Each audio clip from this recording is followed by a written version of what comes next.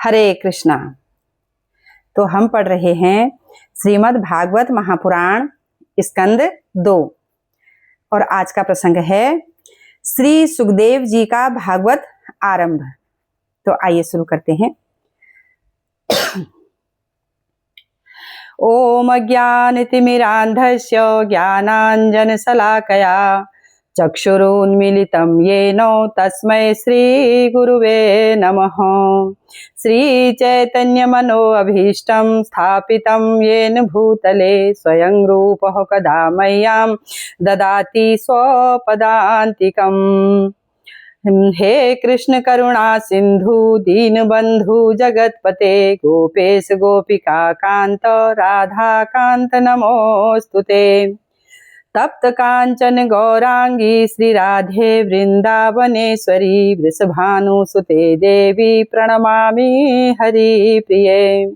वाञ्छाकल्पतरुभ्यश्च कृपा सिन्धुभ्येव च पतितानां पावनेभ्यो वैष्णवेभ्यो नमो नमः।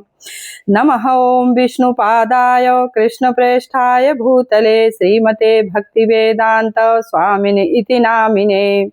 नमस्ते सारस्वते देवे गौरवाणी प्रचारिणे निर्विशेष शून्यवादी पाश्चात्य देशतारिणे। जय श्री कृष्ण चैतन्य प्रभु नित्यानंद श्री अद्वैत गदाधर श्रीवासादि गौर भक्त वृंदा। हरे कृष्णा कृष्णा कृष्णा हरे हरे, हरे राम राम राम हरे हरे, हरे कृष्णा कृष्णा कृष्णा हरे हरे, हरे राम राम राम हरे हरे, हरे कृष्णा कृष्णा कृष्णा हरे हरे, हरे राम राम राम हरे हरे। ओम नमो भगवते वासुदेवाय, ओम नमो भगवते वासुदेवाय, ओम नमो भगवते वासुदेवाय। नारायणं नमस्कृत्य नरं चैव नरोत्तमं देवीं सरस्वतीं व्यासं ततो जयति मुदीरये।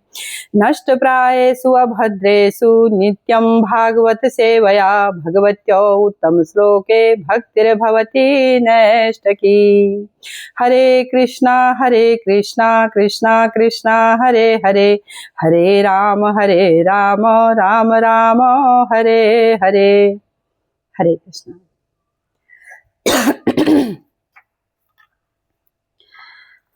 तो आज हम पढ़ेंगे द्वितीय स्कंद में श्री सुखदेव जी का भागवत आरंभ। श्री सुखदेव जी कहने लगे कि श्रीमद् भागवत महापुराण में सर्ग, विसर्ग, स्थान, पोषण, उति, मनवंतर, ईशानुकथा, निरोध, मुक्ति और आश्रय ये 10 लक्षण हैं।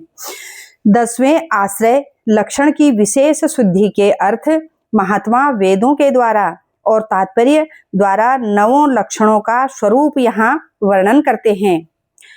सर्गादि में प्रत्येक का लक्षण करते हैं। पंच महाभूत, पंच तन्मात्रा, ज्ञानेन्द्रिय, कर्मेंद्रिय, अहंकार, महतत्व, इन गुणों के परिणाम से जो विराट भगवान से उत्पन्न हुआ उसे सर्ग कहते हैं। ब्रह्मा से स्थावर जंगम सृष्टि हुई उसको विसर्ग कहते हैं। मर्यादाओं के पालन करने को स्थान कहते हैं। श्रेष्ठ धर्म को मनवंतर कहते हैं। कर्म वासना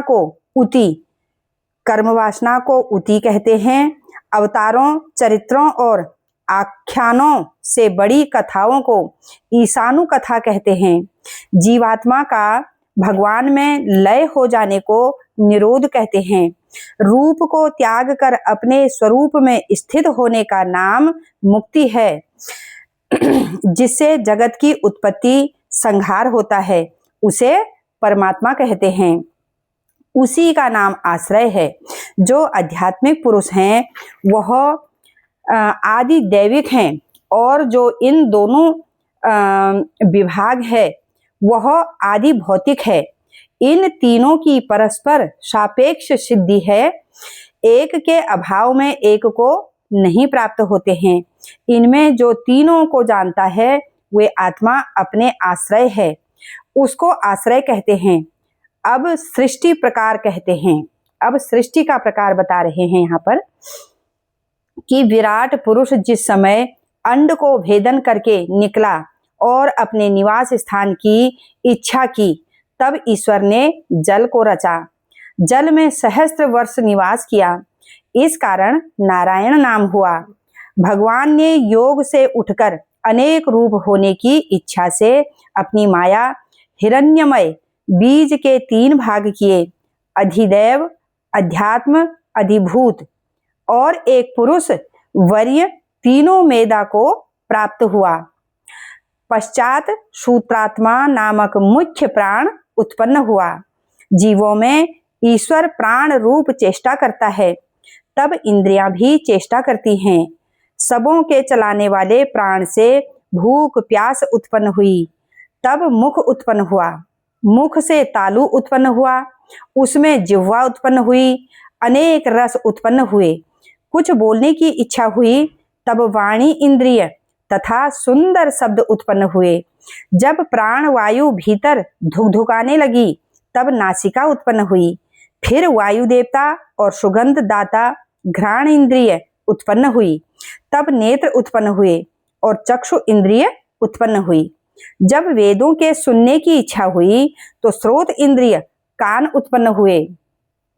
वस्तुओं की कोमलता, कठिनता, हल्कापन, भारीपन, सर्दी गर्मी के जानने की इच्छा हुई, तब त्वचा उत्पन्न हुई, जिसमें रोम, वृक्ष, देवता और स्पर्श विषय प्रकट हुआ। त्वचा के बाहर भीतर रहने वाले वायु करके स्पर्श के गुण का ज्ञान हुआ, उसमें पवन ने प्रवेश किया। अनंतर अनेक कर्मों के करने की इच्छा से संपूर्ण पदार्थों के धरने उठाने के कर्म योग्य 2 हाथ उत्पन्न हुए। जब स्वेच्छा भिगमन की इच्छा हुई, तब चरण उत्पन्न हुए। संतान, मैथुनादि सुख की इच्छा उत्पन्न हुई, तब शिश्न इंद्रिय काम प्रिय लिंग उत्पन्न हुआ। जब भोजनोपरांत मल त्याग करने की इच्छा हुई, तब गुदा उत्पन्न हुई। जब विराट भगवान ने एक देह को त्याग कर दूसरा देह ग्रहण करने की इच्छा की, तब नाभि द्वार उत्पन्न हुआ। अपान, इंद्रिय, मृत्यु देवता ये प्रकट हुए। जब अन्न जल ग्रहण करने की इच्छा हुई, तब कुक्षी, आंत, नाड़ियां हुई। नदियां, समुद्र पानी के देवता हुए। तुष्टि पुष्टि तिनके आश्रय रूप हुई। चिंतन करने की इच्छा हुई, तब हृदय हुआ। उस हृदय में संकल्प तथा अभिलाषा प्रगटे। त्वचा, चर्म, मांस, रुधिर, मेद, मज्जा, अस्थि 7 धातु हुई। भूमि, जल, तेजमय ये 7 धातु और 7 प्राण आकाश, जल, वायु से उत्पन्न हुई हैं। संपूर्ण इंद्रियां गुणात्मक हैं और सन्मुख स्वभाव वाली हैं। शब्दादि गुण अहंकार से होते हैं। मन संपूर्ण विकारों का स्वरूप है। बुद्धि विशेष ज्ञान के स्वरूप वाली है। भगवान का स्थूल स्वरूप पृथ्वी आदि 8 आवरणों से लपेटा हुआ है। इससे परे अति सूक्ष्म अव्यक्त विशेषण रहित आदि मध्य अंत रहित नित्य वाणी और मन से परे भगवान का सूक्ष्म रूप है। चराचर को भगवान ने रचा है। उत्तम, अधम, मध्यम कर्म की गति है। जैसे कर्म करे वैसी ही योनि प्राप्त होती है। देवता सात्विक योनि है, मनुष्य राजस योनि है, तमोगुण से नरक योनि होती है। सत्वगुण, रजोगुण, तमोगुण इनमें जब एक गुण के साथ 2 मिलते हैं, तब 3 प्रकार के भेद को प्राप्त होते हैं। जब एक अन्य दोनों से मिलता है, तब पूर्व का स्वभाव बदल जाता है और जिसका जैसा स्वभाव होता है उसकी वैसी ही गति होती है। जगत को धारण करने वाले भगवान पशु मनुष्यादि में अवतार लेकर इस जगत का स्थापन कर पोषण करते हैं। अनंतर काल अग्नि रुद्र रूप धारण करके जगत का संहार करते हैं। यह ब्रह्मकल्प विकल्प रहित वर्णन किया। जहाँ साधारण विधि और प्राकृतिक जगत की रचना कही है, काल का परिमाण और कल्प का लक्षण विग्रह, ये मैं तीसरे स्कंद में वर्णन करूंगा। तो शौनक जी बोले कि हे सूत जी, तुमने कहा कि विदुर जी बांधवों को त्याग कर तीर्थों में विचरते फिरे। मैत्रेय जी और विदुर जी का ब्रह्मज्ञान संबंधी संवाद कहाँ हुआ और मैत्रेय ने विदुर से क्या तत्व ज्ञान कहा? यहाँ पर पूछ रहे हैं कि मैत्रेय ने विदुर जी से क्या तत्व ज्ञान कहा, सो हमसे कहो। अपने बंधुजनों को किस कारण त्याग किया और जिस प्रकार फिर लौट आए, सो कारण कहो। अब सूत जी बोले कि परीक्षिति ने सुखदेव जी से जो पूछा और जो सुखदेव जी ने उत्तर दिया, सो तुमसे वर्णन करता हूं हरे कृष्णा। अब तृतीय स्कंद प्रारंभ हो रहा है। तृतीय स्कंद का प्रथम अध्याय। परीक्षिति कहते हैं कि हे प्रभु, भगवान मैत्रेय और विदुर जी का सत्संग कहाँ हुआ और किस समय संवाद हुआ, सो हमसे कहिए। सुखदेव जी बोले कि हे राजन, जिस समय राज्य मांगने पर भी धृतराष्ट्र ने भाग नहीं दिया और जिस श्री कृष्ण के सभा के बीच कहे वचनों को राजा धृतराष्ट्र ने नहीं माना, जिस समय धृतराष्ट्र ने अपने घर विदुर जी को सम्मति पूछने को बुलाया, तब जो सम्मति विदुर जी ने प्रकट की, उन वाक्यों को आजकल विदुर नीति नाम से जानते हैं। और विदुर जी ने कहा कि युधिष्ठिर के भाग को तुम दे दो, तो पांडवों के पक्ष पर श्री कृष्ण भगवान हैं। विदुर जी के नीति वचन सुनकर दुर्योधन के होंठ फड़कने लगे और कर्ण, दुशासन, शकुनी सहित दुर्योधन ने विदुर जी का अनादर करके कहा कि इस कपटी को यहाँ किसने बुलाया है? यह दासी पुत्र हमारे टुकड़े से पला हुआ हमारे विरुद्ध होकर हमारे शत्रुओं की कुशल चाहता है। इस अमंगलिक को हस्तिनापुर से बाहर निकाल दो, ये पास रखने योग्य नहीं है। ये दुर्योधन कहता है अपने चाचा विदुर जी को। दुर्योधन आदि के ऐसे कठोर वचनों से बंधित होकर विदुर जी ने उनके कहे को सुनकर मन में किंचित भी व्यथा नहीं मानी। अपने धनुष को द्वार पर रखकर घर छोड़ तीर्थ यात्रा को चल दिए। अब जहां जहां ब्रह्मा, शिव आदि अनेक रूप धर के पृथ्वी पर अनेक स्थानों में सहस्त्र मूर्ति भगवान विराजमान हैं, तहां तीर्थ नाम से प्रसिद्ध जो स्थान है, उन सबों में महात्मा विदुर जी विचरने लगे। इस प्रकार घूमते हुए विदुर जी प्रभास क्षेत्र में पहुंचे।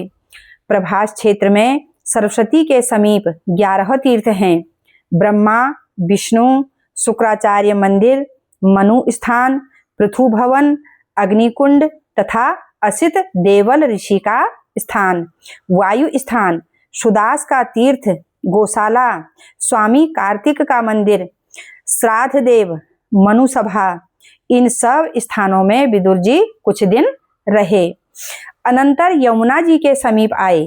तहां श्री कृष्ण का वैकुंठ गमन देखकर उद्धव जी आए थे, सो दोनों का समागम हुआ।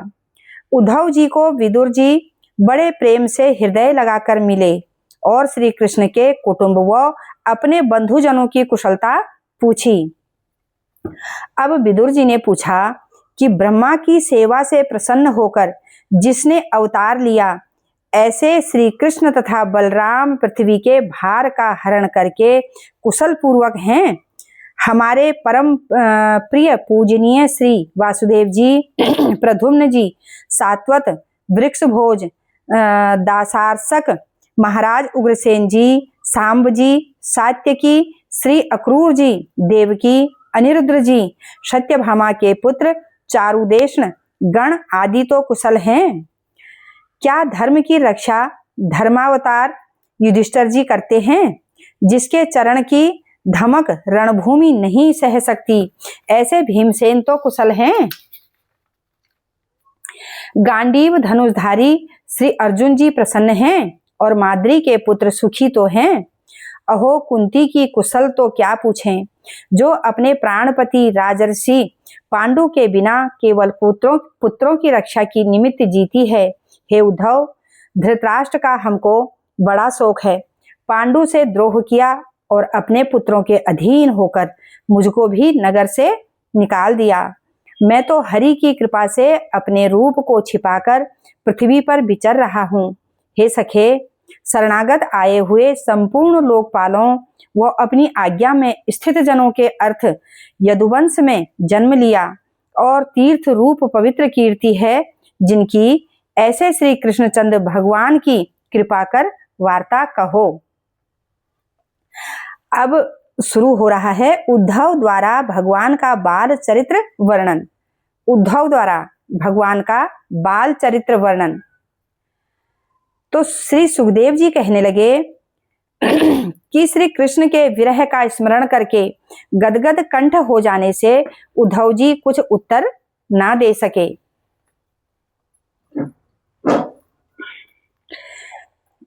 सके।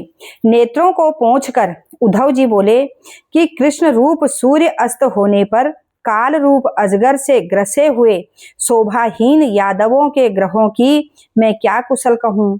यह लोक मंद भाग्य है और यादव तो बड़े ही भाग्यहीन हैं।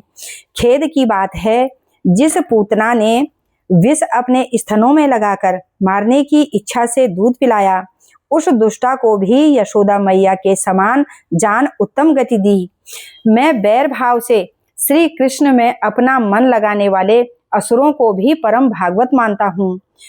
जो संग्राम में गरुड़ पर चढ़े हुए सुदर्शन चक्रधारी भगवान का दर्शन करते हुए परम धाम को गए, कंस के भेजे हुए राक्षसों को लीला मात्र से ऐसे नष्ट कर दिया जैसे मिट्टी के खिलौनों को बालक तोड़ देते हैं। विष पान से मरे हुए गोप और गौओं को जिवाया, काली दह में जाकर कालिया नाग को नाथ कर यमुना जल को निर्मल किया। प्रभु जी ने नंद जी से गौओं की पूजा के अर्थ अनेक सामग्री सहित गोवर्धन पर्वत पुजवाया। इंद्र से ब्रज की रक्षा की। शरद पूर्णिमा की सुंदर रात्रियों में गोपियों के साथ रासलीला की। श्री कृष्ण द्वारा कंस वध और माता पिता का उद्धार। अब कथा शुरू हो रही है। श्री कृष्ण द्वारा कंस का वध और माता पिता का उद्धार।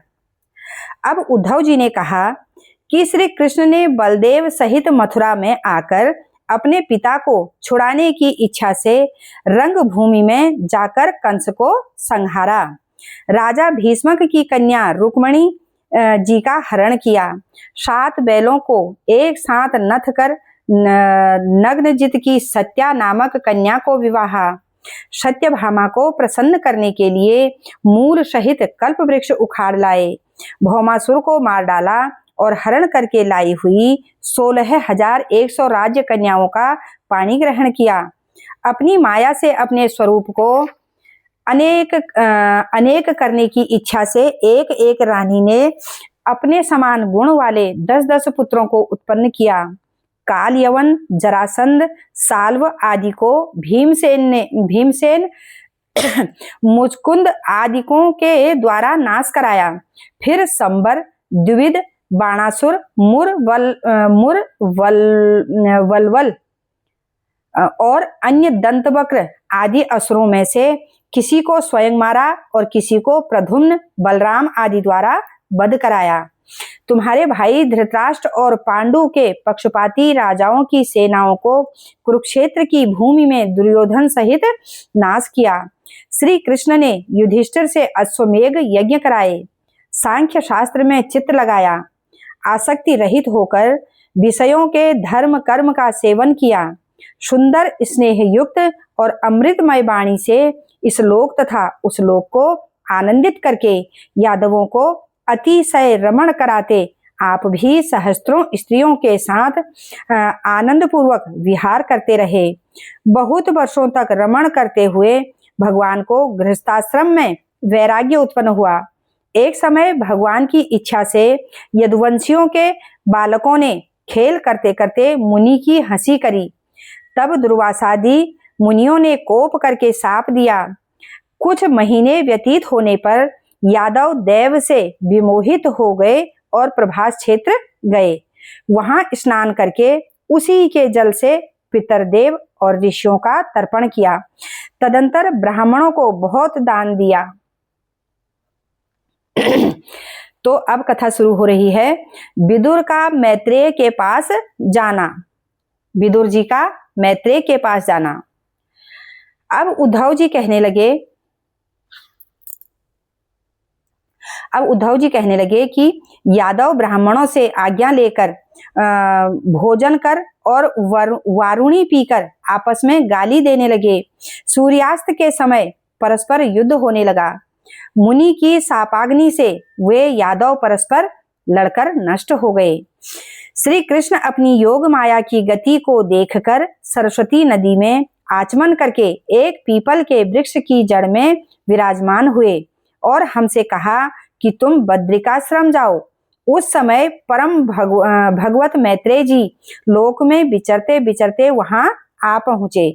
तब मैत्रेय को आया हुआ देखकर श्री कृष्ण मुझसे बोले कि हे साधो, हमारी कृपा से यह तुम्हारा अंतिम जन्म है। अब आगे पुनर्जन्म नहीं होगा। फिर अपनी भक्ति का उपदेश किया। तब मुझे आत्म तत्व का ज्ञान हुआ। इस प्रकार उद्धव जी के मुख से अपने सुहृद बांधवों का दुसह वध सुनकर विदुर जी शोक से संतप्त हो गए। पीछे अपने ज्ञान से उस शोक को शांत भी किया। श्री कृष्ण के परिवार का विध्वंस सुनकर विदुर जी उद्धव को बद्रिकाश्रम को जाता देख उनसे बोले कि हे उद्धव, परम ज्ञान जो योगेश्वर कृष्ण ने तुमसे कहा वह ज्ञान तुम हमसे कहो। यह सुनकर उद्धव जी बोले कि हे विदुर जी, यदि तुम उस तत्व को जानना चाहते हो तो मैत्रेय का ही आराधन करो। वही तुमको उपदेश करेंगे और मेरे समक्ष तुम्हारे लिए यज्ञोपदेश करने को भगवान ने मैत्रेय को आज्ञा भी दी है। श्री सुखदेव जी बोले, उद्धव जी ने उस रात्रि यमुना जी के किनारे निवास किया। प्रातः वहां से उद्धव जी बद्रिकाश्रम को चले गए। इतनी कथा सुनकर परीक्षिति बोले कि जब ब्रह्म शाप से यदुवंशियों में मुख्य सब नष्ट हो गए और तीनों लोक के स्वामी हरि भगवान ने भी इसी शाप के कारण से शरीर छोड़ दिया, तो फिर उद्धव जी कैसे बचे रहे। यह सुनकर श्री सुखदेव जी बोले कि श्री कृष्ण ने अपने कुल का संहार करा।